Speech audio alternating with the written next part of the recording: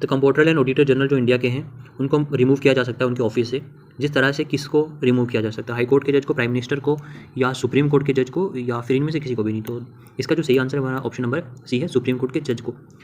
तो कह रहे हैं कि इन दोनों को इसी तरीके से बाहर निकाला जा सकता है, इनके ऑफिस से हटाया जा सकता है जिस तरीके से हम लोग सुप्रीम कोर्ट के जज को हटा सकते हैं, जो कॉन्स्टिट्यूशंस में लिखा गया है। चलिए आगे देखते हैं। एक प्रोसीजर है, a procedure whereby a proposed legislation is refer to a electorates for the settlement by their direct vote is called. तो एक इस तरह का प्रोसीजर जहाँ पे प्रपोज किया जाता है लेजिस्लेशन को, ठीक है, तो उसको क्या कहते हैं, तो उसे कहते हैं कि रेफरेंडम। अब क्या होता है रेफरेंडम, थोड़ा सा इन पॉइंट्स के बारे में जान लेते हैं हम लोग। रेफरेंडम वो होता है a public vote with a possibly legally binding consequences, ठीक है। तो उसके बाद अगला था हमारा ऑप्शन रीपेट्रिएशन का मतलब होता है sending back someone his country. तो हम किसी बंदे को फिर से उसकी कंट्री में ओरिजिन में भेज देंगे, जैसे कि कोई इलीगल माइग्रेशन करके या बिजनेस में वार बंदा आया था तो उसे भेज देंगे। अगला वाला हमारा था रिप्रेजेंटेटिव डेमोक्रेसी। रिप्रेजेंटेटिव डेमोक्रेसी में क्या होता है कि मॉडर्न टाइम में हम लोग जो देख रहे हैं कॉमनली जिसको हम डेमोक्रेसी बोलते हैं, तो जहाँ पे even though the people do not directly vote on actual issues and laws but surrender the right of the duly elected representative. जैसे कि हमारे इंडिया में हम लोग सीधा अपनी किसी भी इशू पे जाकर के डिस्कस नहीं कर सकते, हम लोगों ने कुछ अपने रिप्रेजेंटेटिव चुने हैं और वो रिप्रेजेंटेटिव जाकर के हमारी बात करते हैं। हालांकि वो अलग बात है, वो बातें इस बारे में नहीं कर रहे। अगले देखते हैं हम लोग रिपब्लिक। रिपब्लिक का मतलब था defined by someone source as simply as democracy. Republic का भी कभी ना कभी यही मतलब होता है डेमोक्रेसी, बट यहाँ पे क्या होता है, but otherwise loosely describe as a form of actually form of government है, जहाँ पे in word deed rule is constrained by the institutional framework is not selected by few. यहाँ पे कोई सेलेक्टेड बाय फ्यू के थ्रू नहीं होगा, but किसी इंस्टीट्यूशन से ही होगा ये। चलिए थोड़ा सा आगे बढ़ते हैं।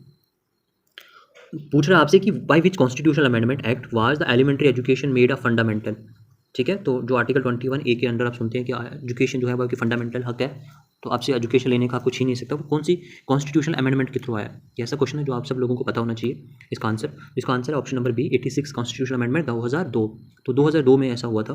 तो थोड़ा सा पढ़ लेते हैं इसके बारे में कि 86 कॉन्स्टिट्यूशनल अमेंडमेंट जो 2002 में हुई थी उसमें राइट टू एजुकेशन दिया गया था। जब तक आप 14 साल के होंगे तब तक हर बंदे को एजुकेशन मिलना चाहिए। और 81 अमेंडमेंट जो थी कॉन्स्टिट्यूशन की वो 2002 में हुई थी, जिसने एसटी और एससी की रिजर्वेशन की बात की थी, ठीक है। उसके बाद अगला था 88th अमेंडमेंट जो बात कर रही थी, एक्सटेंड कर रही थी security cover to for the levy and utilisation service tax के बारे में। और 1906 जो अमेंडमेंट हुई है उसने ऐड कर दिया वो एक वर्ड जो ओडिया हुआ करता था उसको आप ओडिया बना दिया, ठीक है। तो ये कुछ अमेंडमेंट थी। चलिए अगला क्वेश्चन देखते हैं हम लोग।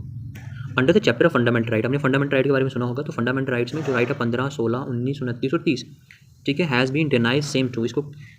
इसको डिनाइज किस किया जाता है, जैसे कि हमारा ऑप्शन नंबर 20 में राइट है एलियंस की तरह, यानी कि यूएन चैप्टर जो फंडामेंटल राइट्स का right under 15, 16, 17, 19 and 30 has been denies the same to the aliens, ठीक है जी। ये किसको, एलियंस को डिनाइज किए जाते हैं। चलिए आगे बढ़ते हैं हम लोग। नेक्स्ट क्वेश्चन है कि which article of the constitution provides freedom to manage the religious affair. आप अपने हिसाब से अपने धर्म को प्रोपोगेट कर सकते हैं, उसकी पूजा कर सकते हैं, किसी भी भगवान को मान सकते हैं। ये कौन सा आर्टिकल आपको कहता है कि ये हक आपसे कोई छीन नहीं सकता। तो ये आर्टिकल आपका 26 कहता है। चलिए जानते हैं इसके बारे में, ये भी आपके लिए जानना ज़रूरी है। आर्टिकल जो 25 है इंडियन कॉन्स्टिट्यूशन का, फ्रीडम ऑफ रिलीजन की ये बात करता है। तो एक्चुअली में फ्रीडम ऑफ रिलीजन में हमारे 4 आर्टिकल्स आते हैं, 25, 26, 23 और 28। जो 25 वाला कह रहा है वो आपसे ये कहता है कि particulars of freedom of the concise and freedom of profession practice propagation of religion, जो भी मतलब जो आपकी मर्जी है। फिर दूसरा कह रहा है कि आपको अपने रिलीजियस अफेयर जो है वो मेंटेन करने की हक है, मैनेज करने की हक है। आर्टिकल 27 वो कह रहा है कि as a payment of tax for the promotion of any particular reason the state of article. आप किसी को भी टैक्स दे सकते हो, आपकी मर्जी है, किसी को भी पैसा दो। इन दिस आर्टिकल, इसमें वो आपको कह रहा है article include freedom as to attend, आप किसी भी रिलीजियस इंस्टीट्यूशंस या इंस्ट्रक्शंस को जा करके अटेंड कर सकते हो। कोई भी आपको अगर भक्ति के साथ सुनने हैं, कहीं पे अजान सुननी है, कहीं पे गुरुबानी सुननी है, आपको हक है, आप कहीं पे भी जाके सुन सकते हैं, आपको कोई मना नहीं करेगा।